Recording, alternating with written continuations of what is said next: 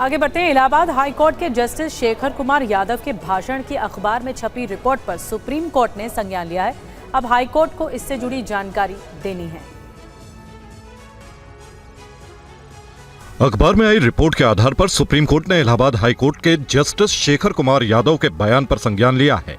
Supreme court ने अब high court से उनके बयान का ब्यौरा मांगा है। विश्व हिंदू परिषद के एक कार्यक्रम में शिरकत करने गए जस्टिस यादव ने यूनिफॉर्म सिविल कोड का जिक्र करते हुए कहा था कि हिंदुस्तान के बहुसंख्यक के अनुसार ही देश चलेगा।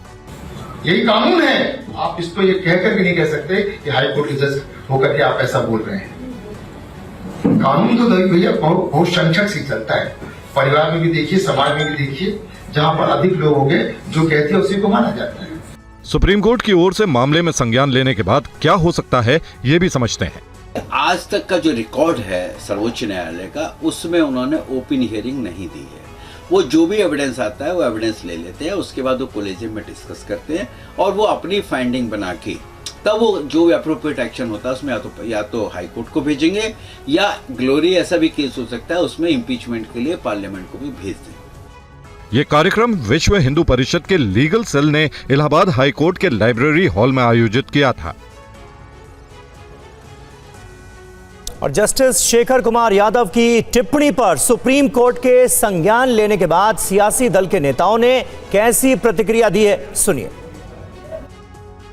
मुझे लगता है कि ये बयान तो एक सिटिंग जज, वो भी एक ऐसे कार्यक्रम में जा करके एक ऐसे विषय पर ये बात रखता है, ये बहुत ही शर्मनाक है और माननीय उच्चतम न्यायालय को संज्ञान लेना चाहिए इस विषय पर। पूरी तरह से संविधान के खिलाफ है ये बात। नहीं, माननीय न्यायमूर्ति जी ने जो कहा है मैं उसमें से इतना ही अर्थ निकालता हूँ कि अल्पसंख्यक तुष्टीकरण के नाम पर केवल अल्पसंख्यकों को प्रधानता देकर कोई निर्णय करने की बजाय देश के बहुसंख्यक जो भारत माता के अन्य उपासक हैं, राष्ट्रवादी हैं, उनके हितों का भी ध्यान रखा जाना चाहिए। संविधान के खिलाफ तो वो बयान है ही, और सिर्फ कपिल सिब्बल साहब के कहने का ही सवाल नहीं है। देश का हर अमन पसंद नागरिक और देश के अंदर जितने भी संविधान को मानने वाले लोग हैं वो सब इस पक्ष में होंगे कि ऐसे जज को 1 मिनट भी रहने का अधिकार नहीं है।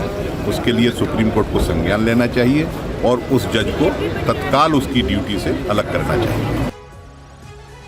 तो आप सुन रहे हैं कैसे राजनीतिक गलियारों में प्रतिक्रियाएं आ रही हैं। केंद्रीय मंत्री गिरिराज सिंह ने भी जस्टिस शेखर यादव के बयान पर प्रतिक्रिया देते हुए इसका स्वागत किया है। उधर समाजवादी पार्टी की सांसद इकरा हसन ने कहा है कि सुप्रीम कोर्ट को जस्टिस के बयान पर एक्शन लेना चाहिए। जज साहब को मैं, जो भी जज साहब हैं जिनकी चर्चा कर रहे हैं, मैं उनको धन्यवाद देता हूं। ये तो बाबा साहेब अम्बेडकर ने कहा था कि मुसलमान कभी भारत के लॉयल हो ही नहीं सकते।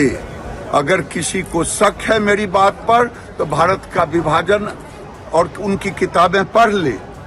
बाबा साहेब अम्बेडकर ने भी कहा, जो जज साहब कह रहे हैं, इस देश के मुसलमानों की लॉयल्टी धर्म से है, न कि भारत से। और ये देश सभी का है, ये देश सेक्युलर है और सेक्युलर रहेगा। किसी के कहने न कहने से कुछ नहीं होता है।